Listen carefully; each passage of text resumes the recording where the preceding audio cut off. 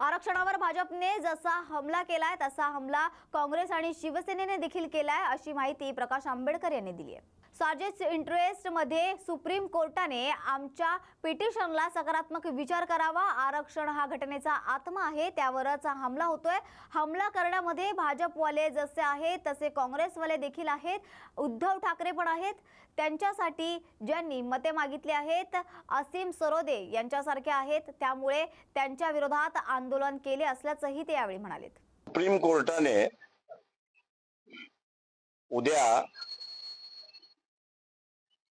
Creamy layer आणि आरक्षणच्या संदर्भात जो निर्णय दिला होता त्याच्या संदर्भातला असणारा रिव्ह्यू पिटिशन आम्ही असणारा दाखल केली होती। ते पिटिशन उद्या चेंबर मध्ये हिअरिंगला येणार आहे।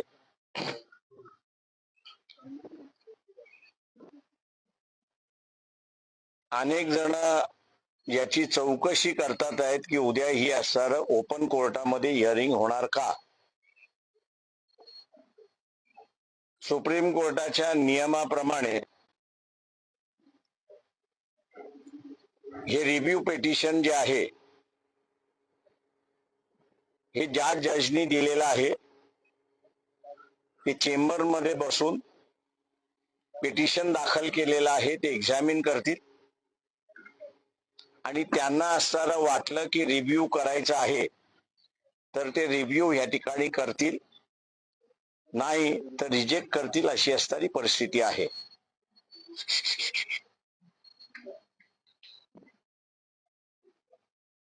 आम्ही आपल्या माध्यमातून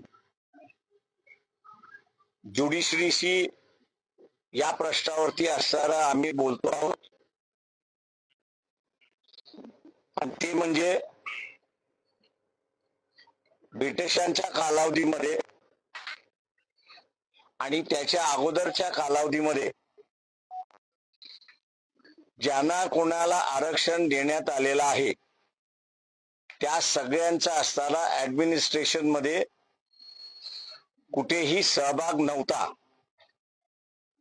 स्वातंत्र्य झालं आणि स्वातंत्र्य झाल्यानंतर राज्य चालवण्यामध्ये सगळ्यांचा सहभाग असला पाहिजे आणि ज्यांना जुन्या पद्धतीने वैदिक पद्धतीने नाकारण्यात आलं होतं त्यांना आरक्षणाच्या माध्यमातून ऍडमिनिस्ट्रेशन मध्ये आणि शिक्षणामध्ये स्थान देण्याचं प्रोव्हिजन घटनेमध्ये त्या ठिकाणी करण्यात आलेलं आहे।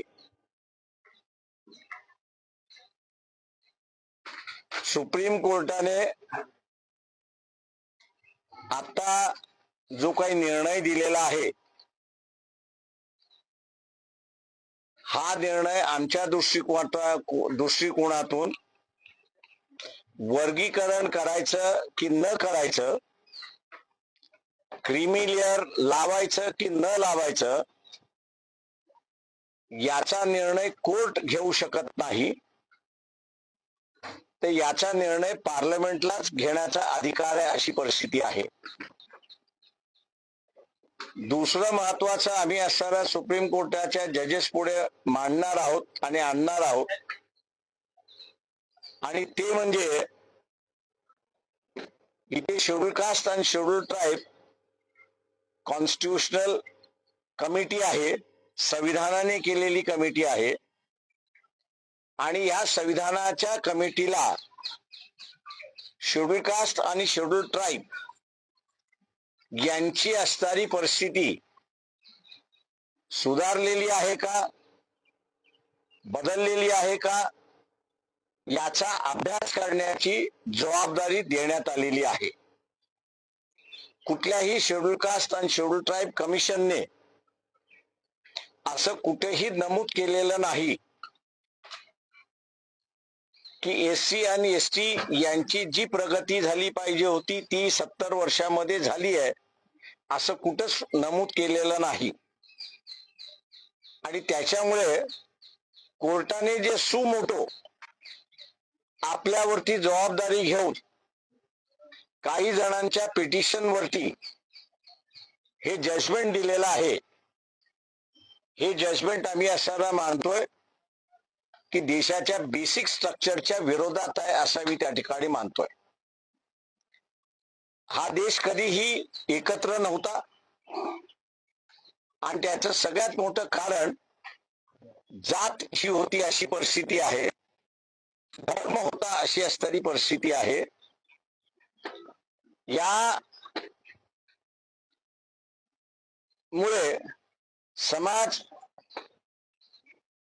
यामुळे समाज एकत्र राहिला नाही, तो जातीमध्ये धर्मामध्ये विखुरला गेला आणि एकमेकांमध्ये लढत राहिला.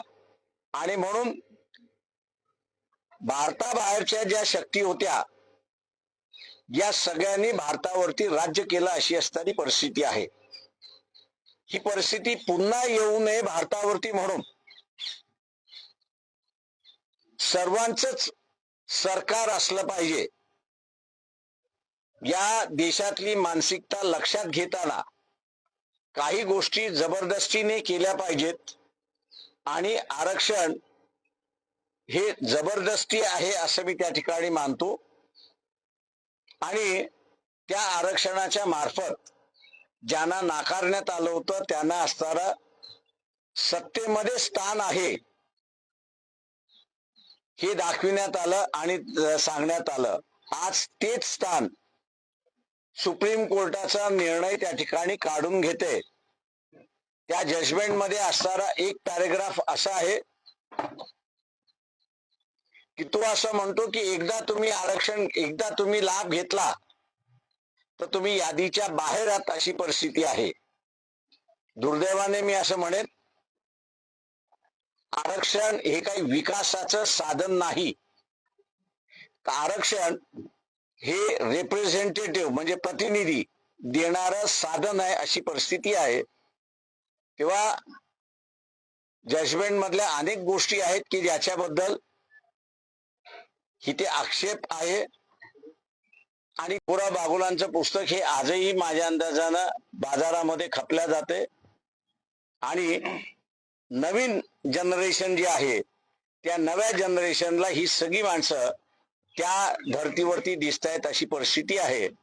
आणि म्हणून त्यांना ट्रोल केला असेल आणि वाईट भाषा वापरली असेल तर मी एवढंच अपील करेन की ट्रोल करा पण भाषा सुधरवा. सर, असंच प्रकारचं आंदोलन भाजपच्या नेत्यांच्या विरोधात त्यांच्या घराच्या बाहेर कधी दिसलं नाही तेवढ्या तीव्रपणे. ते हा बेसिकली असणारा इथे एका वर्गाला म्हणजे एससी एसटी आणि ओबीसी हा जो वर्ग आहे या वर्गाला सिस्टमच्या बाहेर घालवण्याचा असणारा मार्ग आहे. आणि त्याच्या विरोधात ते असणारा लढतात आहेत की आम्हाला संविधानाने सिस्टम मध्ये आणलं आणि आता कोर्टाच्या निर्णयाचा आधार घेत हे पक्ष आम्हाला सिस्टमच्या बाहेर घालवतात आहेत. त्याच्या विरोधातला हा राग आहे असं मी त्या ठिकाणी मानतो. संपला असं समजू. शरद पवारांनी हा विषय संपू. तर या संबंधी आहे राहुल गांधींनी जी भूमिका मांडली त्याला राजरत्न आंबेडकर हे सुद्धा सहमत आहे. स्वतः त्यांनी व्हिडिओ. थँक्यू. मला कोणाशीच काही बोलायचं नाहीये. आमची जी भूमिका होती, पक्षाची भूमिका होती ती आम्ही मांडली. थँक्यू सगळ्याजण. राज्यभरामध्ये अनेक ठिकाणी थँक्यू सगळेजण. राजकीय पक्ष शरद पवारांनी आज जी भूमिका मांडलेली आहे मराठा आरक्षणाला पाठिंबा आहे, मात्र इतर लहान घटकांचा सुद्धा विचार केला गेला पाहिजे. त्यांची पूर्ण बातमी आली नाही, ते आल्यानंतर मग मी कॉमेंट करेन. तर पण आता ओबीसी आणि मराठा आंदोलन सुरू आहे. आता मारामारीपर्यंत प्रश्न आलेला आहे. तुम्ही जरांगेंना आधी पाठिंबा दिला होता, स्वतः जाऊन त्यांना भेटले होते. आता तुम्ही त्यांना विरोध. आम्ही असं तुम्ही आमची भूमिका कधीच बघितलेली नाही. तुम्हाला असणारा सिलेक्टिव्हली उचलणं हा असणारा सवय झालेलाचा भाग आहे, त्याच्यामुळे असं झालेलं आहे.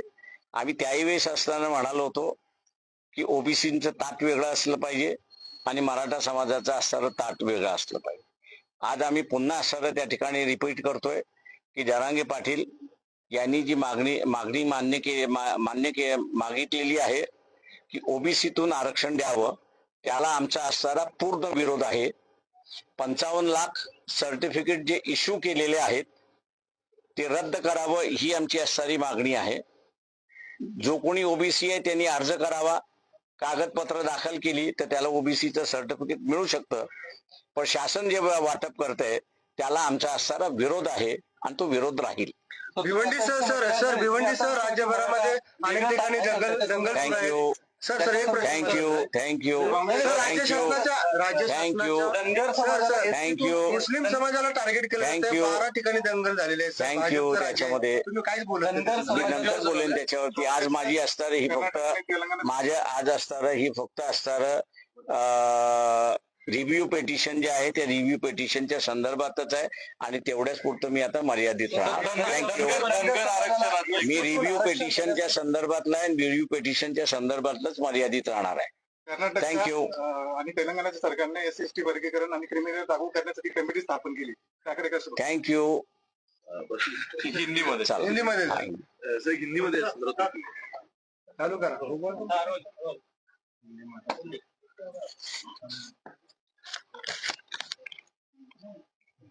वंचित बहुजन आघाड़ी और विद्वत सभा की ओर से डॉक्टर अनिकेत मून जो नागपुर में दीक्षा भूमि में प्रोफेसर है उनके माध्यम से एक रिव्यू पिटीशन हम लोग ने दाखिल की है. सुप्रीम कोर्ट का जो जजमेंट आया था क्रीमी लेयर और वर्गीकरण के बारे में उसकी कल सुनवाई है. उसकी सुनवाई ओपन कोर्ट में नहीं हो रही है. उनकी सुनवाई कोर्ट के जजेस के जो चेंबर है उसमें होगी और इसलिए उसमें कोई वकील वहां पर जा नहीं सकता है. लेकिन आपके माध्यम से हम कोर्ट से बात करना चाहेंगे कि आपका ये जो जजमेंट है ये देश हित की बात नहीं है. ये हो सकता है कि आने वाले दिनों में ये देश के विरोधी भी जजमेंट जा सकता है. ऐसी एक परिस्थिति है. जो पुरानी इस देश की व्यवस्था है उसमें आज जिनको आरक्षण मिलता है वो कभी भी यहाँ की राजनीति का और राजेशाही का कभी हिस्सा नहीं बने थे. देश को आजादी मिली और आजादी मिलने के बाद इनको अलग नहीं रखना चाहिए. इनको अलग नहीं रखना चाहिए इसलिए आरक्षण के माध्यम से इनको प्रतिनिधि दिया गया है और एक आश्वासन दिया गया है कि ये देश जब तक रहेगा तब तक आपको प्रतिनिधित्व मिलता रहेगा. लेकिन इस जजमेंट ने प्रतिनिधित्व को जो है वो डेवलपमेंट का रुख दे दिया है, विकास का रुख दे दिया है और पूरा प्रिंसिपल ही बदल दिया. ऐसी एक परिस्थिति है. कुछ समाज का डेवलपमेंट हुआ है, कुछ समाज का डेवलपमेंट नहीं हुआ है. इसी को विभाजन करते हुए आरक्षण के लिस्ट के बाहर भेजने का माध्यम भी इस जजमेंट में है. जो क्रीमी लेयर की संकल्पना इस जजमेंट में आई हुई है उसके माध्यम से जो क्रीमी लेयर के सेक्टर में आता है और वो भी क्रीमी लेयर कौन होगा कि जिसने एक दफे लाभ लिया है वो क्रीमी लेयर के सेक्टर में आएगा और एक दफे वो क्रीमी लेयर के सेक्टर में आ गया तो उसको बाद में आरक्षण नहीं मिल सकता है. तो इसका मतलब है कि उसको किक आउट किया गया है इस जजमेंट के माध्यम से. ऐसी एक परिस्थिति है. हम लोग सुप्रीम कोर्ट के जजेस से विनती करते हैं कि ये आपका क्षेत्र नहीं है. विकास हुआ या नहीं हुआ इसलिए संविधान ने शेड्यूल कास्ट और शेड्यूल ट्राइब की कमीशन की प्रोविधान उस संविधान में ही की है और किसको रखना और किसको नहीं रखना ये अधिकार सुप्रीम कोर्ट का रहा है और इसलिए सुप्रीम कोर्ट का अधिकार, पार्लियामेंट का अधिकार सुप्रीम कोर्ट ने इस्तेमाल किया है. इसलिए इस जजमेंट का दोबारा रिव्यू होना चाहिए ऐसा हम लोग यहाँ पर कहते हैं. हम लोग उम्मीद करते हैं कि देश हित की बात को देखते हुए ये जजमेंट समाज को और विभक्त बना रहा है. न्यूज मराठी 24/7 नवा भारत नवा विचार.